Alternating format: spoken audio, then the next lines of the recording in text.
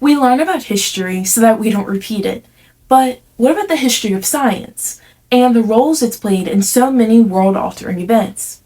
Some of our most deadly, life-changing moments stem from a scientific discovery or experiment. One example happened during World War II. And no, I'm not talking about the machinery or weaponry engineered during this time, but rather the gas chambers that so many lost their lives in.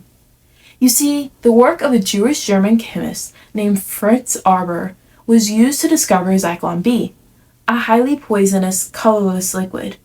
Zyklon B is actually just hydrogen cyanide, which is said to have the smell of bitter almonds and is often used in electroplating, the concentration of ores, and many other things. In the case of the gas chambers, HCN would be released, and once the victim inhaled it, it would shut down their cellular oxygen supply, ultimately killing the cell, then its host. However, the unique thing about this compound is that it's made of everyday harmless elements, specifically hydrogen, carbon, and nitrogen. The reason it's so dangerous is because it's formed with a triple bond. In other words, there are 3 pairs of electrons bonded together between 2 atoms. The reason that this bond is formed is the same as any other covalent bond. The atoms need stability, preferably in the noble gas state. In HCN's case, the carbon and nitrogen atoms form this triple bond to find the stability they need.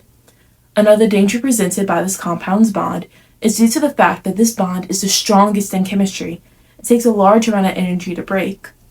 And while there are so many other examples of history and science mixing together, we as scientists must realize that our experiments and discoveries can shape our world, but they can also destroy it.